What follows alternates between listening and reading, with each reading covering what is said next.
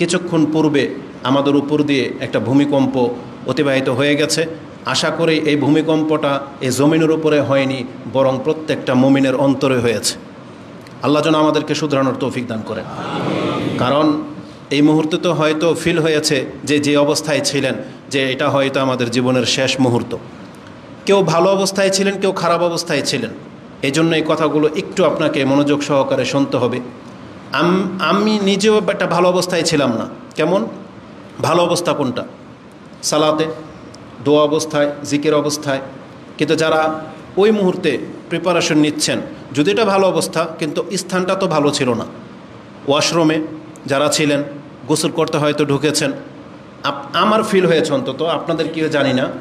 কারণ আমরা বারংবার বলে থাকি মানুষ এমন মৃত্যু কখনোই পছন্দ করবে না যেটা অন্যরা শুনে তাদের অন্তরে একটু দ্বিধা লাগবে।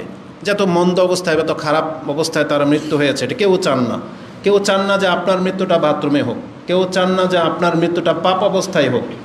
তখন এটা ফিল হয়েছে যে এই অবস্থায় বসে হয়তো আল্লাহর নামও নেওয়া যাচ্ছে না। আপনি যে এই মুহূর্তে লা ইলাহা ইল্লাল্লাহ বলবেন সেটাও সম্ভব না। আর এই অবস্থায় যদি ভূমিকম্প হয়ে বিল্ডিং ধসে যেত আর আমরা মারা পড়ে যেতাম, তাহলে এটা একটা লজ্জাজনক ব্যাপার ছিল, অপবিত্রতা অবস্থা ছিল, বা যেটাই আপনি বলেন না কেন। উপরন্তু আমরা আর একটু সতর্ক সাথে বলি, আলহামদুলিল্লাহ যে অবস্থায় ভূমিকম্পটা আমাদের কোনো ক্ষতি করেনি, আমরা বেঁচে গেছি, বাইরে এসে আল্লাহর প্রশংসা করতে পেরেছি, এটা আল্লাহ সুবহানাহু ওয়া তাআলার বড় অনুগ্রহ। তাই আবার আমরা বলি আলহামদুলিল্লাহ। কিন্তু দ্বিতীয়ত, ওই মুহূর্তে যারা সেজদা অবস্থায় ছিলেন সৌভাগ্যবান ব্যক্তি। যারা হয়তো কোরআন পড়ছিলেন, আপনি সৌভাগ্যবান ব্যক্তি। যারা দোয়া অবস্থায় ছিলেন, সৌভাগ্যবান ব্যক্তি। হতে পারে মহিলারা যারা কিচেন রুমে ছিল কিন্তু তাসবিহাত পাঠ করতেছিল, কোরআন শুনতেছিল, এটা তার সৌভাগ্যবান একটা অবস্থা। কিন্তু যারা এর খেলাফ ছিলেন তারা সতর্ক সাবধান হন। আরেকটা শিক্ষণীয় ব্যাপার হচ্ছে, যেটা আজকে নজরে এসেছে, আমাদের মুসলিম মহিলাদের উচিত ঘরেও যেখানে তার জন্য জায়েজ কাপড় খোলা, কিন্তু তাকে তারপরেও সতর্কতাবশত সবসময় গায়ে কিছু না কিছু কাপড় রাখা, এমন পর্যায়ে যাতে এই সিচুয়েশনে সে যেন সম্মানের সাথে বের হইতে পারে, লজ্জাজনক পরিস্থিতির যেন না পড়ে। আর যাদের বেদিন, যাদের দিন ধর্মের কোনো খবর নাই, আমাদের নজরে এসেছে আটতলা থেকে মানুষগুলো যখন হুড় করে নিচে নামছিল, এমনও মহিলা ছিল যাদের গায়ে ওড়নাও ছিল না। এটা কোনো মুসলিম মহিলাদের চরিত্র হইতে পারে না।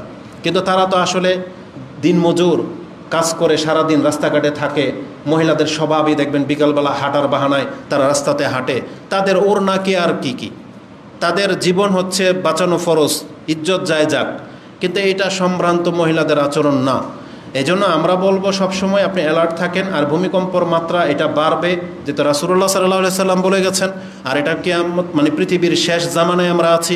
আর আরেকটা জিনিস হচ্ছে, যে কোনো মুসলিম দেশে যখন পাপ বেড়ে যায় ভূমিকম্প হবে, এটা আমাদেরকে আগে থেকেই সতর্ক করে দেওয়া হয়েছে। আমরা দুধের দোয়া না, বাংলার জমিনে যে অপরাধ হয় আর মানুষ আল্লাহ থেকে এমনভাবে মুখ ফিরিয়ে নিয়েছে, আল্লাহর বিধানকে এমনভাবে তার জীবন থেকে ছুঁড়ে ফেলে দিয়েছে, আল্লাহ যে এখন পর্যন্ত আমাদেরকে ক্ষমা করে যাচ্ছেন, তার জন্য আবারও আলহামদুলিল্লাহ। আল্লাহ যেন আমাদেরকে হেদায়েত দান করে। এই জন্য আল্লাহর কাছে আত্মসমর্পণ করা ছাড়া বিকল্প আমাদের কোনো পথ নাই। আল্লাহ সুবহানাহু ওয়া তাআলা আমাদেরকে সূরা সাজদায় জানিয়েছেন, ওয়ালা নুযিকান্নাহুম মিনাল আযাবিল আদনা দুনাল আযাবিল আকবার লাআল্লাহুম ইয়ারজিউন। আল্লাহ বলেছেন, আমি টোকা দেই, এটা মুমিনদের অন্তরে গিয়ে লাগে। কেন? ও বুঝতে পারবে যে হয়তো এটা আমার মৃত্যুর একটা সংবাদ হতে পারে, সে হয়তো তওবা করে নেবে। এই জন্য আমাদের এগুলো বার্তা, আমাদেরকে যেন আল্লাহ সুবহানাহু ওয়া তাআলা মুসলিম হিসেবে কবুল করেন। আমিন ইয়া রাব্বাল আলামিন।